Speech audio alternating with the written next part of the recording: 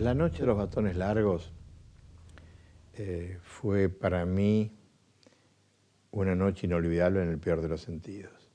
En esa noche, ese atardecer, yo estaba justamente caminando, estaba todo normal, estaba caminando en el hall principal y se abre una puerta y aparece un oficial de policía y se abre otra puerta y aparecen, digamos, una docena de muñequitos que se van poniendo allí en el fondo. Yo me acerqué, personalmente me acerqué al que parecía ser un oficial. Le dije, buenas tardes, buenas noches, no recuerdo. Soy el arquitecto Méndez Mosquera, vicedecano de la facultad. ¿Qué es lo que pasa? Y nunca voy a olvidar el rostro de este señor, esos bigotes, que me miró, levantó el fusil, gritó, ¡ataquen!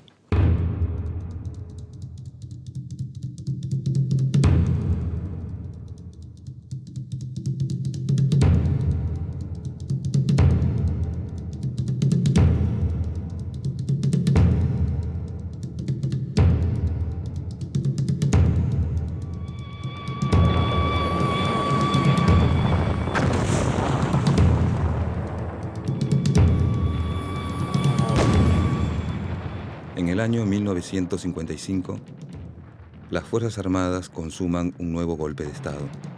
La autodenominada Revolución Libertadora abre un nuevo capítulo en la historia trágica de la Argentina.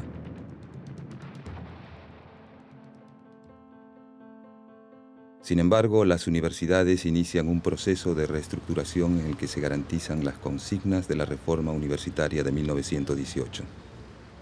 Autonomía y gobierno tripartito, formado por profesores, graduados y estudiantes. Incorporan la idea de modernización, que se materializa en la formación de centros de investigación, renovación de programas de enseñanza y creación de nuevas carreras como psicología y sociología. En este nuevo panorama, tiene un lugar central el vínculo entre enseñanza e investigación, promoviendo la figura del profesor con dedicación exclusiva. Una de las facultades que lidera este periodo de transformación es la de Ciencias Exactas y Naturales, instaurando los conceptos que habrán de regir a la universidad en los planos técnico, científico e ideológico por los próximos 10 años. Es así como frente a la vieja universidad profesionalista surge una nueva, orientada a la biología, la bioquímica, la física, la agronomía y la computación. Las universidades se equipan con nuevos laboratorios. La ciencia debe convertirse en motor de la economía. Y es que un proyecto de universidad no solamente tiene que tener en cuenta el país y el contexto, sino que ahí entra mucho la ideología, no como partido político, no como, digamos, dogmas de cualquier tipo que sea, sino la concepción sociopolítica del país. Durante este periodo también se abren en las universidades secretarías de extensión y se organizan campañas de alfabetización. En este movimiento de acercamiento de la universidad a la realidad social, se crea la Editorial Universitaria de Buenos Aires, EUDEBA, que con su claro objetivo, Libros para Todos, publica en menos de una década casi 12 millones de ejemplares, convirtiéndose en la editorial más importante de habla hispana. Otro emprendimiento puesto en marcha en el año 1958 juega un papel fundamental: el Consejo Nacional de Investigaciones Científicas y Técnicas, CONICET. Dedica sus esfuerzos a alentar y mejorar el entrenamiento de jóvenes investigadores, otorgando becas para realizar trabajos de investigación en el país y tareas de perfeccionamiento en el exterior. Puedo decir que esos 10 años, del 55 al 66, de facultad y de universidad, eran años de respeto, de democracia. Lo mejor que se hizo fue crear una atmósfera de trabajo, una atmósfera de discusión y un deseo permanente de hacer cosas. Lo importante es que nosotros estábamos, digamos, viviendo una experiencia muy interesante de transformación de un país. Nosotros queríamos tener un país más moderno que el que nosotros habíamos conocido.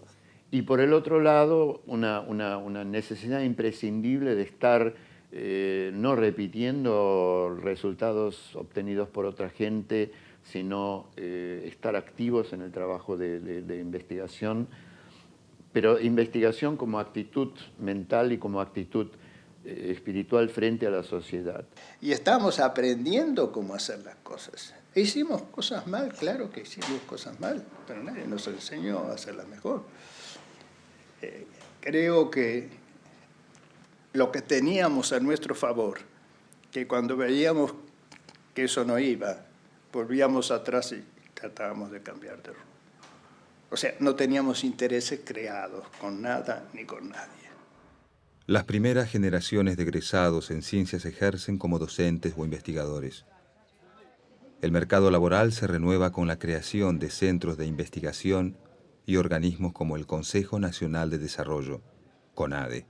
Se trató de entender que había habido un salto cuántico, como dicen los físicos, un salto brusco, no un pequeño saltito para mejorar tal o cual materia, sino que históricamente entrábamos en otra etapa. Y entonces esa etapa tenía que abordarse también con la suficiente energía. Se instala por primera vez una computadora en América Latina. Adquirida por la Universidad de Buenos Aires para la Facultad de Ciencias Exactas, es utilizada con intensidad, en primer lugar, por el Instituto de Cálculo. Allí se estudia la trayectoria del cometa Halley, se diseñan modelos para la resolución de problemas matemáticos, hidrológicos y econométricos, y se desarrollan lenguajes de computación. Y después pusimos la norma de que se podía haber trabajos pagos. Por ejemplo, si los ferrocarriles del Estado o meteorología nos pedía un cálculo, se podía cobrar y ese dinero gastado precisamente dentro del propio instituto. En general, esas cosas eran antes muy complicadas, pero la gestión de Rolando García en ese aspecto fue muy decisivo porque se le dio plena autonomía a las autoridades de las facultades para poder administrar los bienes que podía ingresar por los cálculos o por los trabajos. Algunos grupos de investigación pertenecientes a las universidades nacionales y a instituciones estatales vinculadas a ellas alcanzan un nivel de excelencia inédito en la historia del país. Se construye el primer reactor nuclear de investigación de América Latina y se lanzan los primeros cohetes de exploración atmosférica y climática desde la base del Chamical, en la provincia de La Rioja. La manera de cómo se encaró el desarrollo de los grupos de investigación y de docencia en Exactas durante los años 60 era establecer temas,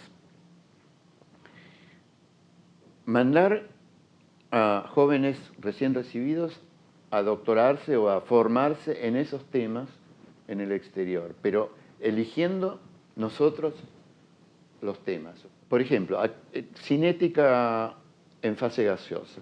Eso es un tema que es interesante para nosotros por tal y tal motivo, porque tiene un efecto multiplicador, porque tiene aplicaciones en distintos ámbitos de la industria química. Ese es un tema que nos interesa. Electroquímica, también, X razones. Vamos a hacer investigación básica en electroquímica, pero elegimos el tema en función de sus posibles bifurcaciones en otros ámbitos. Entonces, esta gente ya formada, con un doctorado hecho, etcétera, forma un núcleo, viene su profesor por un año para ayudarnos a orientar la cosa y bueno, ahí ya después el grupo va a empezar a funcionar. En el año 1958, al asumir como presidente Arturo Frondizi, se propone reglamentar el Decreto Ley 6403, que además de referirse a la recuperación de la autonomía incorpora el polémico artículo 28, que autoriza la creación de universidades privadas. Buenos Aires. El problema de la enseñanza universitaria agita los claustros y el estudiantado se divide en dos sectores que se identifican con las denominaciones de laicos y libres. La ocupación de algunas casas de estudios es seguida por la adopción de medidas de vigilancia. El pleito que gana la calle llega también al Parlamento. En la Universidad del Estado había un estatus de manejo de la universidad donde la parte religiosa, por ejemplo, no se podía tocar. Entonces estaba en una especie de convenio, de statu quo, de que de eso no se hablaba. Entonces los grupos católicos, sobre todo, fueron los que impulsaban esa nueva universidad que se supone que iba a ser libre, entre comillas, y católica. Y así empezaron a haber movilizaciones de todo tipo. Y se polarizó la cosa. En septiembre de ese año, una multitudinaria movilización a favor de la enseñanza laica no alcanza para contrarrestar la fuerte influencia de sectores católicos y finalmente se establece el marco legal para el establecimiento de estas nuevas universidades. Y efectivamente surgieron así universidades católicas, pero surgieron a su vez las universidades privadas, que ya respondían a otros intereses.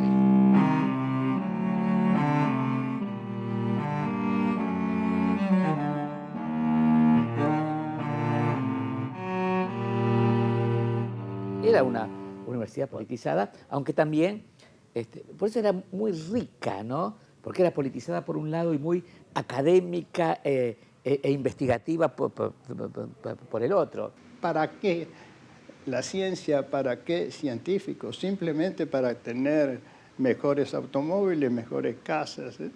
No, para un mundo distinto hay que hacer política. En nuestra facultad estaba muy clara una línea del humanismo, estaba muy clara una línea del reformismo, con toda la tradición del reformismo y toda la ideología del reformismo. Si bien en ambos grupos se encontraban simpatizantes de varias corrientes ideológicas, los reformistas tenían un pensamiento fundamentalmente de izquierda y se consideraban los herederos de la Reforma de 1918. El movimiento humanista, predominantemente de centro, surgió a principios de la década del 50, cuando en Europa se extendía la democracia cristiana, es decir, su raíz era principalmente católica. El sector humanista se comportó de una manera que nos hizo aliados en muchos de los proyectos y desarrollos de la universidad, en tanto universidad, independientemente de hablar del contexto de país, del contexto nacional, etc. Si no hablábamos de eso, había una comida como respondían, digamos, a un plan universitario sin intereses así de grupo. Esos son los humanistas, porque hubo un sector de la Iglesia representado, sobre todo entre los graduados, profundamente reaccionario, profundamente imposible incluso de tener diálogo. De ahí tuvimos una oposición muy, muy grande, pero muy grande. Y eso sí estaba dirigido desde afuera. Con el peronismo proscripto, el 12 de octubre de 1963, asume la presidencia el doctor Arturo Illia. Había ganado las elecciones con el 25% de los votos. Es otro gobierno civil débil, condicionado desde su origen por fuertes presiones de sectores militares, sindicales y sociales de distinto signo. Illia, a pesar de haber llegado al poder con una cantidad de votos pequeña, continuó en la universidad, por lo menos permitió que la universidad se siguiera desarrollando con mucha calidad, talento, etc. Buenos Aires, recordando sus años mozos cuando era estudiante, el presidente electo doctor Ilía realizó un espontáneo deseo: visitar la Facultad de Ciencias Económicas. Esta es la antigua sede de la de Ciencias Médicas en la que el presidente cursó sus estudios. Quedó en el ambiente la seguridad de que el doctor Ilía se abocará de inmediato a los problemas universitarios.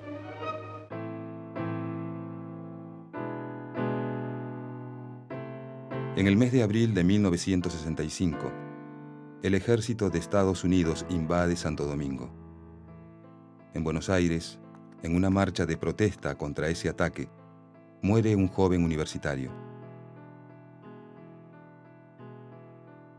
Meses más tarde, durante un acto realizado en homenaje al general Roca, un grupo de estudiantes arroja monedas desde la terraza de la Facultad de Ciencias Exactas a los uniformados allí presentes. Estos hechos sentarán un peligroso precedente en la ya tensa relación entre la policía y los universitarios. En ese mismo año, en la Universidad de Buenos Aires, después de una reñida elección en la que participa el doctor Rolando García por el reformismo, el decano de la Facultad de Ingeniería y representante del humanismo, Hilario Fernández Long, se convierte en el nuevo rector. Hilario Fernández Long es la demostración de esa convivencia pacífica, democrática que tenía esa universidad. Entretanto, en el país se está viviendo un momento de indefinición.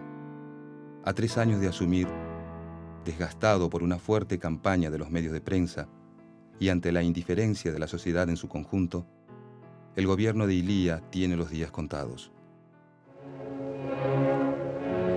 En las últimas horas de la tarde del día 27 de junio, se agravó la tensa situación existente desde tiempo atrás en las Tres Armas, que había dado motivo a varias reuniones de los altos mandos militares y del Poder Ejecutivo. La grave crisis institucional culminó con la separación del doctor Arturo Illia del cargo de presidente de la Nación. Mientras esto ocurría, las tropas fueron ocupando los lugares claves de la ciudad para mantener un orden que en ningún momento fue alterado. Los ministros, que habían sido llamados con urgencia, llegaron a la Casa de Gobierno para realizar una reunión de gabinete, a cuyo final todos presentaron sus renuncias.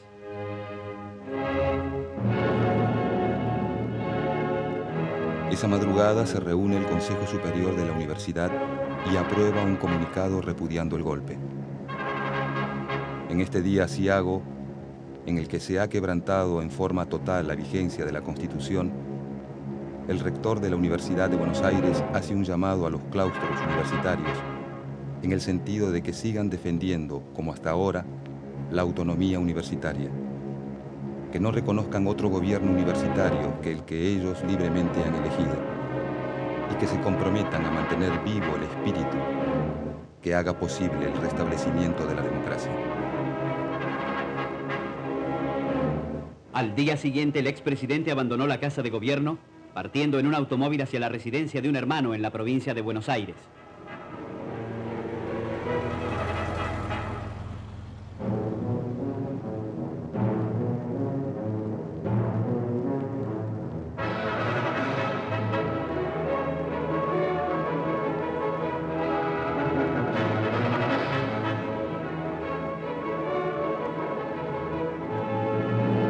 Pocas horas después, los 3 comandantes en jefe asumieron la conducción temporaria del gobierno.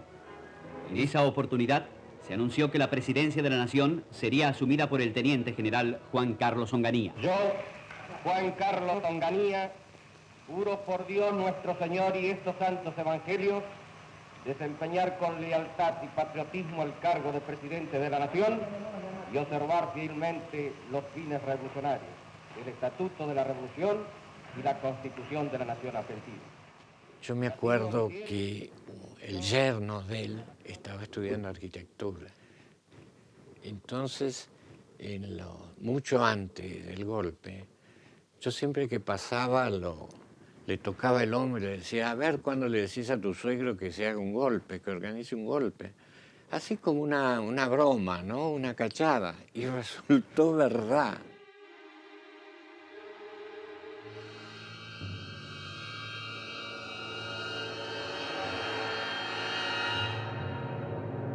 El nuevo régimen, autoproclamado Revolución Argentina, viene a imponer el orden.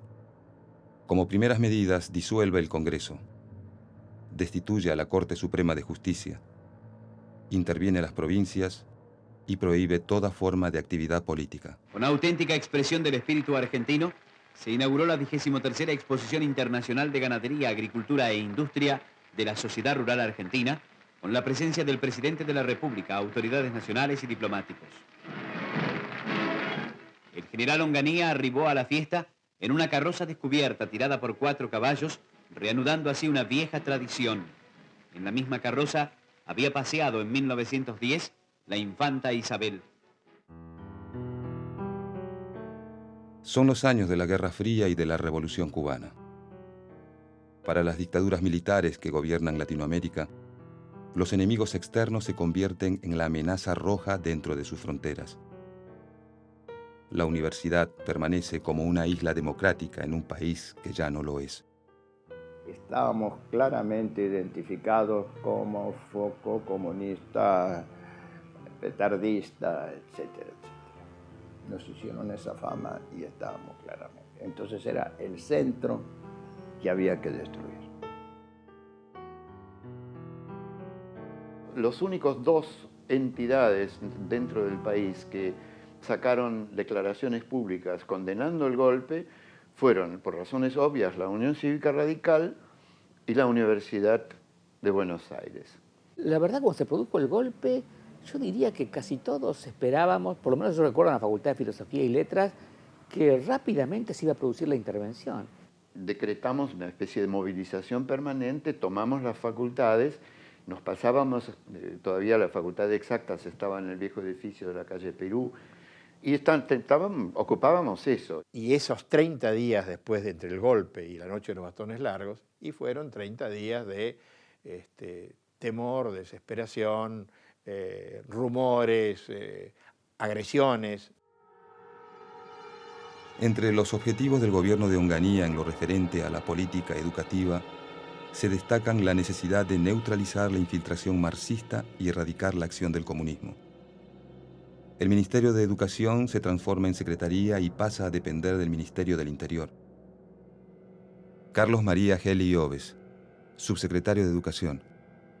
Álvaro Alzogaray, representante del régimen ante los Estados Unidos. Y el periodista Mariano Grondona fueron algunos de sus ideólogos.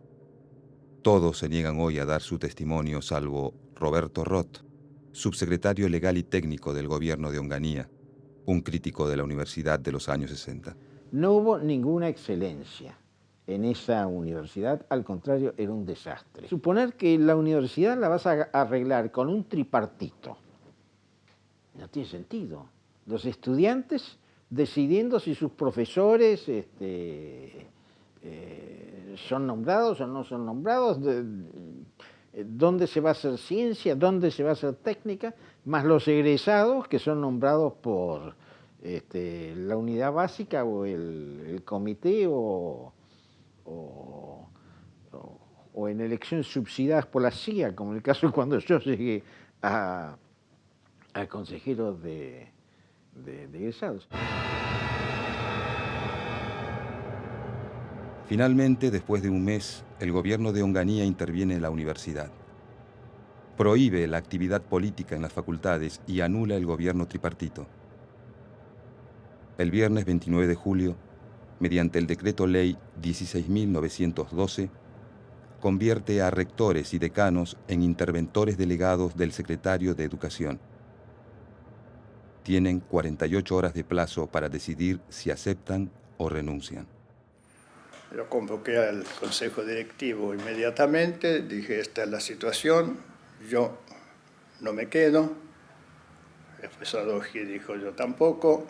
Dimos la vuelta a todos los profesores, ninguno aceptó quedarse como delegados del gobierno. Había una resistencia simbólica, es decir, cerramos la puerta porque no queremos este estatuto nuevo. Queremos el estatuto que había salido de la Asamblea Universitaria, donde profesores, graduados y estudiantes habían aprobado un gobierno tripartito. El hijo de un general fue alumno de física de la facultad. Y según el padre, lo pervertimos y lo hicimos comunista en la facultad. Este muchacho oyó a su padre decir por teléfono: a los de la Facultad de Ciencias los sacan a palos y a tiros.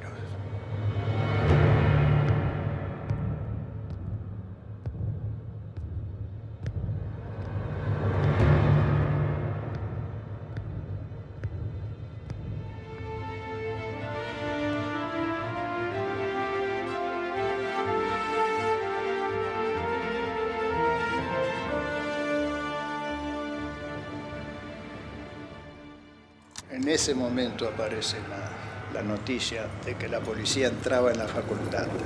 Nos llenaron de gases y cuando ya no podíamos respirar, salimos y yo fui directamente al oficial. Le digo: ¿por qué han entrado ustedes aquí? De acuerdo con este gobierno, yo sigo siendo decano de acá.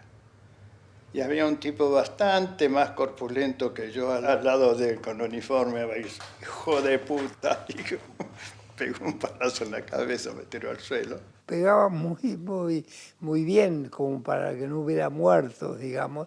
Había heridos, algunos profesores y otros, había algunas mujeres, eso fue lo que más me chocó. Y yo ya estaba tan caliente que salí y me puse a insultarlo, ¿no? A gritos pelados, porque veía cómo le estaban pegando a los muchachos, era realmente vergonzoso.